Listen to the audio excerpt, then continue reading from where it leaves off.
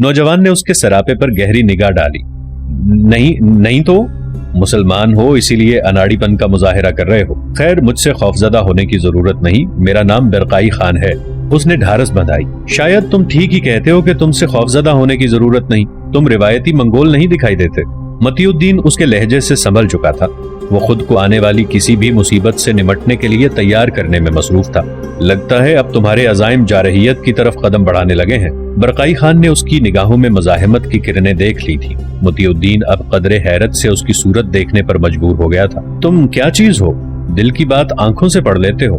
मतीउद्दीन उलझे लहजे में बोला। तुम्हारी बात सुनकर मुझे बेहद खुशी हुई है कि तुमने मेरी सलाहियत के लिए अच्छे अल्फाज का इंतखाब किया है। ये सलाहियत जावेदानी आसमान की बख्शी हुई है, जिस पर कभी कभार मैं खुद भी दंग रह जाता हूँ। क्या तुम मेरे साथ दोस्ती करना पसंद करोगे? बरकाई खान ने मुस्कुराते हुए पूछा।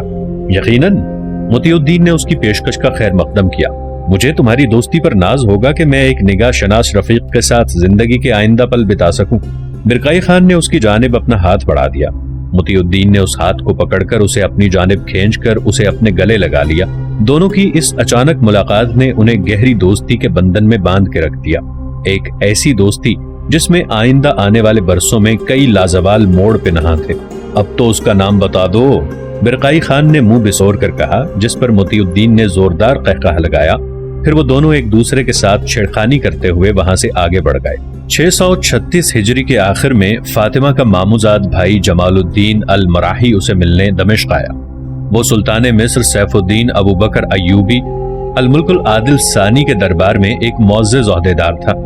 सुल्तानुल मुल्क आदिल सानी अपने बाप अल मुल्कुल कामिल की वफात के बाद 635 हिजरी में सुल्तान मिस्र बना था। उसकी उम्र अभी 13 बरस की थी कि उसे सुल्तान मिस्र बना दिया गया। ये सुल्तान सलाहुद्दीन अय्यूबी के भाई अल मुल्कुल आदिल अव्वल का पोता था। दरबारी उमूर से उसे कोई शुद्ध-बुद्ध नहीं थी। वो सारा दिन मुख्तलिफ अनवा की तफरीहों में मगन रहा करता और उमूर सल्तनत ताबुक दरबारी ओहदेदार और उमरा संभालते। जमालुद्दीन अल मराही भी उन्हीं खास ओहदेदारों में से एक था। वो दमिश्क के सुल्तान अल मुल्क सालेह इस्माइल अय्यूबी से मिलने आया था। सिफारत से फरागत पाकर उसका दिल फातिमा से मिलने को चाहा तो वो उसके घर चला आया। फातिमा उसकी गैर मुतवक्के आमद पर जहां मुतहय्यर हुई, वहां उसे बेहद खुशी हुई। सारा दिन पुरानी यादों और किस्सों की नजर हो गया। अचानक जमालुद्दीन अल मराही ने अली बिन वरका के बारे में पूछ लिया तो फातिमा ने उसका हुस्न सुलूक बयान करना शुरू कर दिया। महमूद बेबरस भी इसी असना में वहां पहुंच गया था। फातिमा ने जब अपना किस्सा खत्म किया तो महमूद बेबरस ने अली बिन वरका की अपने आका बंद कदारी की दास्तान उसके सामने गोशगुजार कर दी। जमालुद्दीन अपने फूफीजाद भाई अली बिन वरका की नाशाइस्ता हरकत पर बड़ा मगमूम हुआ। फातिमा ने अपने भाई की नापसंदीदा हरकत पर तासुफ का इजहार किया था। जमालुद्दीन अल मराही महमूद बेबरस में खासी दिलचस्पी ले रहा था। जब उसे ये मालूम हुआ कि महमूद बड़ी महारत से मिस्री अरबी जबान में भी बात कर सकता है तो उसने फरमाइश की कि वो उसके साथ मिस्री जबान में बात करे। जब महमूद बेबरस ने बातचीत शुरू की तो वो दंग रह गया कि उसके लहजे में जरा भी अजनबियत मौजूद नहीं थी। वो उसकी खूबी से मुतासिर हुए बिना ना रह सका। बातों बातों में मगरिब की नमाज का वक्त हो गया। फातिमा का शौहर अबू मसूद भी लौट आया। महमूद बेबरस नमाज के लिए वहां से उठ गया। फातिमा उन दोनों के लिए खाने का इंतजाम करने में मसरूफ हो गई। अबू मसूद और जमालुद्दीन में हुकूमती उमूर पर बातचीत होती रही। जमालुद्दीन अल मराही ने अगली सुबह वापसी का बताया तो अबू मसूद खासा जिज़्बिज़ हुआ। उसका इसरार था कि वो कम से कम एक हफ्ता तो उनके पास रहता। रात को जमालुद्दीन अल मराही जब अपने बिस्तर पर लेटा हुआ था तो महमूद बेबरस उसके पास चला आया कि शायद उसे किसी चीज की जरूरत हो या दबवाने की हाजत हो। जमालुद्दीन ने उसे मना करते हुए फातिमा को बुलाने के लिए कहा। महमूद ने फातिमा को जमालुद्दीन का पैगाम दिया तो वो उसके पास चली आई। जमालुद्दीन ने उसे बैठने का इशारा किया। फातिमा ने एक तकिया दीवार के साथ लगाया और उस पर टेक लगाते हुए उसके बिलमुकाबिल बैठ गई। फातिमा बहन, जमालुद्दीन कदरे तवक्कुफ से बोला, मैंने तुम्हारे घर का हाल बगौर देखा है, जो कि तुम्हारी महरूमियों और इफलास की दास्तान चीख चीख कर सुना रहा है। मुझे बेहद अफसोस है कि तुमने ऐसे में कभी अपने इस भाई को याद नहीं किया। जमालुद्दीन, फातिमा उसकी बात पर धीमा सा मुस्कुराई। मैं नहीं समझती कि महरूमियां और इफलास कभी हमारे घर में दाखिल हो पाए हों। अल्लाह का लाख लाख शुक्र है कि उसने हमें बेहतर जिंदगी से नवाजा है। मुझे ऐसी इमारत कभी नहीं चाहिए थी जो मुझे अपने भाई जैसा मगरूर और जालिम बना देती। मेरे पास मोहब्बत, दिल के सुकून और आजिज़ी और इनकिसारी जैसी नेमतें हैं जिनका अक्सर उमरा के पास फुकदान होता है। फातिमा बहन, जमाल उद्दीन बोला, तुम सही कहती हो, मगर दुनिया के कुछ न कुछ लवाजमात भी होते हैं। मुझे तुम्हारे अफकार पर फख्र है, मगर तुमने अपने बाद के लोगों के बारे में भी कुछ सोचा है? क्या मतलब? तुम क्या कहना चाहते हो? फातिमा चौंक पड़ी। मेरा इशारा बेबरस की जानिब है, जमालुद्दीन ने कहा। साफ साफ कहो, मैं कुछ समझी नहीं। फातिमा उसकी बात पर उलझ सी गई। बेबरस की उम्र तकरीबन कितनी होगी? जमालुद्दीन ने एक नया सवाल कर दिया। मेरे ख्याल में वो 17वें बरस में कदम रख चुका है। फातिमा सोचते हुए बोली, तुमने कभी उसके बारे में कुछ सोचा है कि वो आने वाले वक्त में क्या करेगा? उसका जरिया मौश क्या होगा? जमालुद्दीन ने पूछा। फातिमा उसकी बात सुनकर परेशान सी हो गई। इस जानिब मुझे कभी सोचने का ख्याल नहीं आया। मैं अबू मसूद से मशवरा करूंगी कि वो उसे सिफारिश करके दरबार में काम दिलवा दे। फातिमा जैसे खुद से बातें कर रही थी। फातिमा बहन, जमालुद्दीन तेजी से बोला, ये ख्याल दिल से निकाल दो कि अबू मसूद की सिफारिश पर उसे कोई ढंग का काम मिल सकेगा। अगर तुम्हारे शौहर में ऐसी कोई काबिलियत होती तो वो आज तक इस मामूली ओहदे पर ही न टिका रहता। जमालुद्दीन का लहजा आखिर में कड़वा हो गया था। तुम किसी हद तक सही कहते हो, मगर मैं ऐसे में और क्या सोच सकती हूँ? फातिमा जिद सी हो गई। देखो फातिमा बहन, जमालुद्दीन सीधा होता हुआ बोला, तुम्हारे पास कोई खजाना तो है नहीं कि तुम आने वाले कल में निकाल कर बेबरस के हवाले कर दो कि वो तिजारत कर सके, और ना ही तुम्हारे शौहर के मरासिम की कोई ऐसी नौयत है कि तुम उसे कोई अच्छा ओहदा दिलवा सको। वो यकदम खामोश सा हो गया।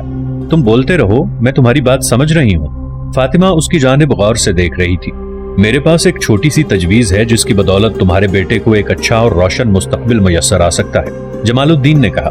मैं तुम्हारी तजवीज सुनने के लिए बेताबी का मुजाहिरा करूं, या अब तुम जानबूझकर बात में असरारियत पैदा करने पर तुले हो? फातिमा ने उस पर तंज किया। ओ, बुरा मत मानना फातिमा बहन। जमालुद्दीन खिसियाना होकर दांत निकालने लगा। सुल्तानों के दरबार में रहकर कुछ ऐसी आदत पड़ गई है कि बात करते में दाएं बाएं बहक जाता हूँ। तमहीद बांधना वहां तो मजबूरी होती है, मगर आम जिंदगी में भी इसकी आदत पड़ गई है। हाँ, तो मैं कह रहा था कि मेरे पास एक तजवीज है। अगर बेबरस को मेरे साथ मिस्र भेज दो तो मैं इसे अपने दरबार में किसी अच्छे ओहदे पर पहुंचा सकता हूँ। मैंने इसमें एक उम्दा सलाहियत देखी है जो कि इसे एक दिन किसी अच्छे मकाम पर पहुंचा देगी। ये सुनकर जैसे फातिमा के दिल पर चोट लगी। मगर ये कैसे हो सकता है? मैं उसके बगैर रहने का अब तसव्वुर भी नहीं कर सकती। फातिमा उसकी बात सुनकर मजीद परेशान हो गई। देखो बहन, जमालुद्दीन समझाते हुए बोला, बच्चों के आला और रोशन मुस्तकबिल के बारे में वालिदैन उस वक्त से सोचना शुरू कर देते हैं जब वो उनकी गोद में गुलकारियां मारते हैं। फिर एक वक्त ऐसा आता है जब वालिदैन को बच्चों की अमली जिंदगी के मैदान में उतरना पड़ता है, तो उस वक्त वो फराख दिली का मुजाहिरा करते हुए उन्हें मुआवनत देते हैं, उनकी हौसला अफजाई करते हैं। मैं समझता हूँ बेबरस की अमली जिंदगी का वक्त अब शुरू हो चुका है। तुम्हें इसे घर में बिठाकर निखट्टू बनाने की बजाय किसी काम धंधे में लगाकर इसे अजनबियों के दरमियान तनहा भेज देना चाहिए, ताकि वो अपने किरदार की तामीर कर सके, अपने मुस्तकबिल की अहमियत से आगाह हो जाए और कोई हदफ मुकर्रर करके उसकी जानिब बढ़ना शुरू कर दे। अगर तुमसे उसकी जुदाई बर्दाश्त नहीं होती तो तुम भी उसके हमरा मिस्र चली चलो। अपने बेटे को अपनी निगाहों के सामने रखो और उसकी तरक्की अपनी आंखों से देखो। मिस्र नहीं। फातिमा यकलख्त घबरा गई। मैं दमिश्क से बाहर नहीं जा पाऊंगी। तुम तो जानते हो मैं यहाँ इसी घर में पली बढ़ी, जवान हुई, फिर एक दिन ब्याह के मैके चली गई। मैके वालों ने जब घर बदर किया तो मैंने दोबारा इसी घर में आकर पना ली थी। इसी घर में मेरी आंखों के सामने मेरे वालिदैन गुजर गए और उनके बाद मैंने जवानी से बुढ़ापे तक का सफर यहीं तय किया। अब मैं आखिरी उम्र में मिस्र चली जाऊं, ये मुझसे कभी नहीं होगा। तुम्हें अपने बेटे की जिंदगी बनाने के लिए यह कुर्बानी तो देना होगी। जमालुद्दीन बोला, तुम अगर कुछ कर सकते हो तो यही कर दो। तुम सुल्तान दमिश्क से सिफारिश करके बेबरस को कोई ओहदा दिलवा दो। फातिमा का लहजा रुंद सा गया। फातिमा बहन, जमालुद्दीन फैसला कुन लहजे में बोला, दमिश्क में किसी सिफारिश की मैं तुम्हें कोई तिफल तसल्ली नहीं दूंगा। मैं यहाँ महज हुकूमती काम के सिलसिले में आया हूँ। दरबार तक रसाई तो जरूर है, मगर यहाँ मेरी सिफारिश की कोई हैसियत नहीं। अलबत्ता मिस्र में जो चाहूंगा कर सकूंगा। ठीक है, तुम्हारा बेहद शुक्रिया कि तुमने मेरी तवज्जो एक जरूरी मामले की जानिब मबजूल कराई जिससे मैं बेखबर थी। मैं खुद ही कोई तदबीर कर लूंगी, शायद कोई सबील निकल आए। फातिमा ने जवाब दिया। जमालुद्दीन उसकी बात सुनकर खामोश हो गया। इसी असना में अबू मसूद भी वहां आ गया। वो किसी काम के सिलसिले में बाहर गया हुआ था। जमालुद्दीन ने बात को खत्म करने की बजाय मजीद बढ़ा दिया। काफी देर तक उन तीनों में गर्मा गर्म बहस जारी रही। अबू मसूद ने फातिमा को समझाया कि जमालुद्दीन का मौक़िफ़ दुरुस्त है। दमिश्क की बजाय मिस्र में बेबरस को अच्छे मौके मिल सकेंगे। बातों बातों में तहज्जुद का वक्त हो गया। अबू मसूद ने सुबह दरबार हाजिरी का उज़्र पेश करते हुए वहां से रुखसत ली। फातिमा भी जमालुद्दीन को वहां तन्हा छोड़कर उठ गई ताकि वो कुछ देर सो सके। فاطمہ مہمان خانے سے اٹھ کر اپنے کمرے میں چلی آئی۔ یہاں بھی کچھ دیر ابو مسعود نے اسے سمجھانے کی کوشش کی، مگر وہ بیبرس کو خود سے جدا کرنے پر آمادہ نہیں تھی۔ کافی دیر تک ان دونوں میں ہیل و حجت چلتی رہی۔ بالآخر فاطمہ نے فیصلہ کر لیا کہ اسے بیبرس کے روشن مستقبل کے لیے عارضی جدائی کا صدمہ برداشت کر لینا چاہیے۔ وقت گزرنے کے ساتھ ساتھ مطیع الدین اور منگول نوجوان برقائی خان میں قربت بڑھتی چلی گئی۔ برقائی خان بلا روک ٹوک اس کے گھر آنے جانے لگا۔ وہ دونوں ایک دوسرے کے بغیر خود کو ادھورا محسوس کیا کرتے۔ رسیدہ نور الدین کو ان دونوں کی دوستی پر بڑا ناز تھا۔ مطیع الدین سے برقائی خان نے کئی بار پوچھا کہ وہ کس حسینہ کے پیچھے دیوانہ ہوا پھرتا ہے، مگر مطیع الدین لاشعوری طور پر اسے کچھ بتانے سے گریز کرتا رہا۔ برقائی خان نے کبھی بھی اس پر دباؤ نہیں ڈالا اور نہ ہی اصرار کیا کہ وہ اسے اس بارے میں صحیح بتائے۔ حالانکہ جس گھر میں وہ کودا تھا اس کے بارے میں معلومات حاصل کر لینا کوئی مشکل کام نہیں تھا۔ وہ دونوں اکثر ریچھ اور بھیڑیوں کے شکار پر دریائے والگا کے ملحقہ جنگلوں میں چلے جاتے تھے۔ یہ برف کا جنگل کہلاتا تھا کیونکہ یہاں کے درخت ہمیشہ برف سے لدے رہتے۔ برف میں سفید ریچھ اور سفید بھیڑیوں کو ڈھونڈتا اور پھر انہیں اپنے نکیلے نیزے کا نشانہ بنانا بڑا دشوار کام سمجھا جاتا تھا۔ منگولوں کے لیے یہ کام عام سی بات تھی۔ ان کے بچے ابتدائی عمر میں ہی اس کام کی تربیت پاتے تھے۔ برقائی خان کی عقاب جیسی نگاہوں سے جانور بھی پناہ مانگتے تھے۔ مطیع الدین اس کی صلاحیت کی اکثر داد دیے بغیر رہ نہ پاتا۔ حسب عادت وہ آج پھر شکار کی نیت سے الصبح گھر سے روانہ ہوئے۔ برقائی خان والگا کے جنگل سے اکتاہٹ محسوس کر رہا تھا۔ اس نے ضد کی کہ وہ سرکیشی پہاڑوں پر چلیں گے جہاں دوسرے کئی خونخوار جانور موجود ہوتے ہیں۔ مطیع الدین نے پہل تو انکار کیا، مگر وہ اس کی ضد کے سامنے زیادہ دیر جم نہ سکا۔ اسے سرکیشی پہاڑی پر چلنا ہی پڑا۔ یہ دریائے والگا کے جنگل سے قریباً 100 کوس دور تھی۔ وہاں تک پہنچنے کے لیے کم از کم نصف دن خرچ ہو جاتا تھا، جبکہ پہاڑی پر چڑھائی باقی نصف دن ہڑپ کر جاتی تھی۔ بڑے مشکل حالات میں ہی منگول ادھر کا رخ کیا کرتے تھے جب والگا کے جنگل میں شکار ختم ہو جاتا۔ البتہ منگولوں کا ایک قبیلہ اس پہاڑی پر ہر ہفتے روانہ ہوتا تھا۔ یہ منگول سمنائی کہلاتے تھے۔ ان کا ذریعہ معاش ہی ریچھ اور بھیڑیے تھے۔ وہ ان کو شکار کرنے کے بعد ان کی کھالیں بڑی نفاست سے اتار لیا کرتے اور انہیں سرائے لا کر مناسب داموں میں فروخت کر دیتے۔ انہی لوگوں سے منگول تاجر کھالیں خرید کر دوسرے شہروں میں جاتے تھے۔ سمنائی قبیلے کے بارے میں مشہور تھا کہ ان کا شکار چھپنے کی کوشش کرے تو وہ اپنے مخالف کو نہ صرف جان سے مار دیتے تھے بلکہ اس کی کھال اتار کر اپنے جوتے بنوایا کرتے۔ وہ اسی بارے میں بڑی مسرت سے بتاتے کہ انسانی کھال کے جوتے ہر قسم کی سردی کو زائل کر دیتے ہیں۔ سرکیشی پہاڑی کے علاوہ دوسرے کئی پہاڑی علاقوں پر ان کے مسکن تھے۔ شدید ترین سردی میں رہنا بڑی ہمت کی بات تھی۔ وہ شہروں کی زندگی کو عیاشی کہا کرتے تھے۔ برقائی خان نے چلتے وقت جب سمنائی قبیلے کے بارے میں مطیع الدین کو بتایا تو جہاں اسے ان کی دشوار ترین زندگی پر حیرت ہوئی، وہیں ان کا طرز عمل جان کر ان کے بدن میں خوف کی ایک لہر دوڑ گئی۔ انہوں نے چھوٹے قد کے گھوڑے ہمراہ لیے اور اپنی منزل کی جانب بڑھنے لگے۔ یہ گھوڑے لمبے لمبے بالوں کے باعث عربی گھوڑوں سے مختلف ہوتے ہیں۔ ان کے جسم پر قدرتی طور پر اضافی چربی چڑھی ہوتی ہے اور ان کی ٹانگیں لمبے لمبے بالوں سے ڈھکی رہتی ہیں، جس کے باعث وہ شدید ترین سردی کو برداشت کرنے کی صلاحیت رکھتے ہیں۔ انہی گھوڑوں کی پشت پر بیٹھ کر چنگیز خان نے سلطنت خوارزم روند ڈالی تھی۔ تینوں گھوڑے برف کے میدان میں اپنے سم دھساتے ہوئے سرکیشی پہاڑی کی جانب بڑھتے رہے۔ دوپہر ڈھلنے تک وہ سرکیشی پہاڑی کے دامن میں پہنچ گئے تھے۔ مطیع الدین نے سر اٹھا کر عقب میں دیکھا تو اسے برف کے طویل میدان کے سوا اور کچھ دکھائی نہیں دیا۔ سورج آسمان پر موجود تو تھا مگر اس کی بے رونق ہلکی دھوپ برف کا بھی کچھ نہیں بگاڑ پا رہی تھی۔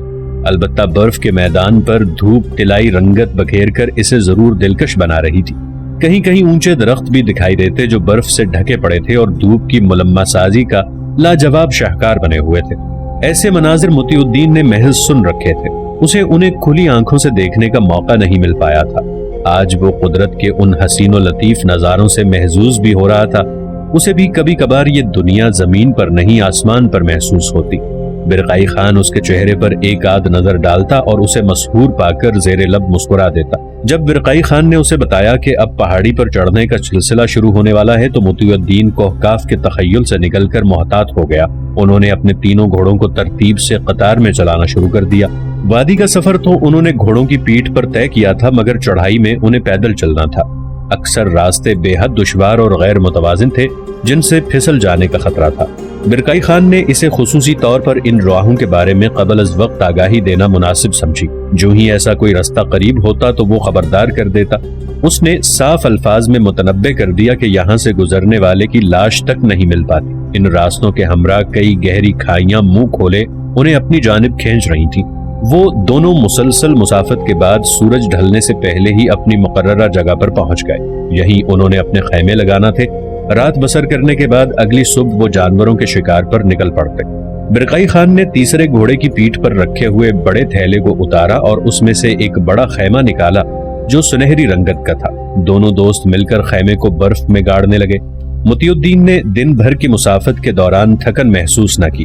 خیمے لگتے ہی بھوک اور تکان دونوں اس پر حملہ آور ہو گئیں۔ اس نے بھوک کی شدت کا ذکر جب برقعی خان سے کیا تو اس نے قہقہ لگا کر کھانے پینے کا سامان نکالا اور پھر دونوں اپنے خیموں کے دامن میں کھانا کھانے لگے۔ کھانے سے فراغت پاتے ہی مطیع الدین ایک بستر پر دراز ہو گیا۔ اس کی آنکھوں میں نیند کا خمار دکھائی دینے لگا۔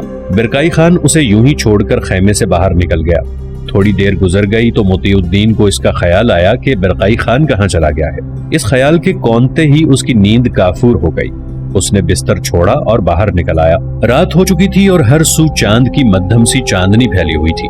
اس نے چاروں جانب نگاہ دوڑائی مگر برقعی خان کا دور تک پتہ نہیں تھا۔ تینوں گھوڑے اپنی جگہ بندھے تھے۔ مطیع الدین کچھ فاصلے تک چاروں جانب اسے تلاش کرتا رہا مگر وہ یوں غائب ہو چکا تھا جیسے گدھے کے سر سے سینگ۔ جانے کیوں مطیع الدین کو خوف سا محسوس ہونے لگا۔ وہ سردی سے کانپتا ہوا واپس اپنے خیمے پر لوٹ آیا۔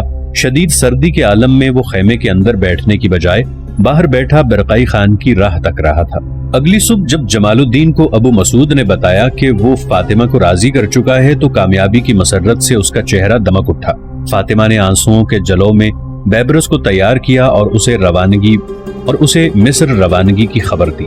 بیبرس اس فوری فیصلے پر ششدر رہ گیا۔ اس کے وہم و گمان میں بھی نہیں تھا کہ اسے اگلی صبح جمال الدین کے ساتھ ہی رخصت ہونا پڑے گا۔ فاطمہ نے اسے جی بھر کے پیار کیا اور نرمی سے سمجھایا کہ اسے ایک جگہ ٹھہر کر زندگی کو منجمد نہیں کرنا چاہیے بلکہ کسی اچھے مقام کی جانب قدم بڑھاتے رہنا چاہیے۔ یہ دوری محض عارضی ہوگی۔ جب وہ کسی مقام تک پہنچ گیا تو وہ خود اس کے پاس چل کے آئے گی۔ بیبرس کا دل بے حد مغموم تھا۔ وہ کسی بھی صورت میں ماں جیسی شفیق مالکن سے جدا ہونے کا تصور نہیں کر سکتا تھا۔ اس نے پہلے تو مصر جانے سے صاف انکار کر دیا کہ وہ اسے تنہا چھوڑ کر کہیں نہیں جائے گا مگر فاطمہ اپنے دل کو تھامے اسے سمجھاتی رہی۔ بیبرس کو مصر بھیجنے اس کا من بھی راضی نہیں تھا مگر وہ اپنے شوہر سے وعدہ کر چکی تھی کہ وہ ہر قیمت پر بیبرس کو مصر بھیجے گی تاکہ اس کا مستقبل اندھیروں سے نکل کر تابناکی کی جانب رواں ہو۔ صبح کے پہلے پہر بیبرس کا ضروری سامان باندھ کر اسے روانہ کر دیا گیا۔ چلتے وقت فاطمہ نے بیبرس کو حکم دیا تھا کہ وہ جمال الدین کے ساتھ خوش خلقی سے پیش آئے اور اس کی حکم عدولی کا مرتکب نہ ہو۔ فاطمہ اور ابو مسعود دونوں اسے قافلے میں سوار کرانے ساتھ آئے تھے۔ جب تک قافلہ روانہ نہیں ہو گیا فاطمہ بیبرس کو پند و نصائح کرتی رہی۔ جب قافلہ روانہ ہوا تو فاطمہ کی آنکھیں چھلک پڑیں۔ اس نے تیزی سے دوسری جانب منہ پھیر لیا، کہیں اس کے آنسو بیبرس کی راہ میں رکاوٹ نہ بن جائیں۔ جمال الدین نے ہاتھ ہلا کر اسے خدا حافظ کہا۔ بیبرس گردن موڑے ان دونوں کی جانب حسرت سے دیکھتا رہا۔ وہ کیسے آقا تھے جنہوں نے اس کی غلامی کو فرزندی میں بدل ڈالا اور اس کے دامن میں اتنی خوشیاں بھر دیں کہ وہ سابقہ تلخی اور کڑواہٹ کو بھول گیا۔ آج انہوں نے بیبرس کے روشن مستقبل کے لیے خود کو تنہا کر لینا گوارا کر لیا تھا۔ قافلہ کئی دن کی مسافت طے کر کے مصر کے دارالخلافہ قاہرہ جا پہنچا۔ جب بیبرس کو قاہرہ کی فصیل دکھائی دی تو اس کی نگاہ کے سامنے بند قداری کا چہرہ گھوم گیا۔ وہ اس کے ہمراہ کئی بار اس شہر آ چکا تھا مگر آج وہ یہاں بند قداری کے بغیر آیا تھا، ایک ایسے اجنبی کے ساتھ جو محض چند دن پہلے ہی اس کی زندگی میں داخل ہوا تھا اور اس نے آتے ہی بیبرس کی دنیا بدل ڈالی تھی۔ قیچاق سے شروع ہونے والا سفر ختم ہونے کا نام ہی نہیں لے رہا تھا۔ کوکیشیا، بلخ، دمشق، حماد اور اب قاہرہ۔ بیبرس صبر و تحمل سے جمال الدین کے ساتھ رہا۔ جمال الدین نے چند دن تک اسے اپنے پاس رکھا۔ بیبرس کے مشاہدے میں ایک بات آئی تھی کہ جمال الدین میں عمارت کا تکبر جہاں تھا وہیں اس کا سلوک اس کے ساتھ مناسب نہیں تھا۔ وہ اسے فاطمہ کا بیٹا نہیں بلکہ غلام سمجھتا تھا۔ توق غلامی اس کے گلے سے اترنے کے بعد دوبارہ اپنا حلقہ تنگ کر رہا تھا۔ بیبرس نے ایک دن جمالالدین سے بات کرنے کی کوشش کی۔ جمال ماموں، بیبرس نے اس کی توجہ اپنی جانب مبذول کی۔ کیا بات ہے؟ میں چند دن سے محسوس کر رہا ہوں کہ آپ مجھے جان بوجھ کر نظر انداز کر جاتے ہیں۔ کیا مجھ سے کوئی خطا سرزد ہو گئی ہے؟ جمالالدین نے اس کی جانب غور سے دیکھا اور استہزائیہ لہجے میں بولا۔ بیبرس کو اس کے لہجے میں درشتی محسوس ہوئی۔ غلام کسی کی مجبوری اور بے بسی کا فائدہ اٹھا کر اس کی نگاہ میں ہر دل عزیز تو بن جاتا ہے، مگر اسے اپنی حیثیت کو ہمیشہ یاد رکھنا چاہیے۔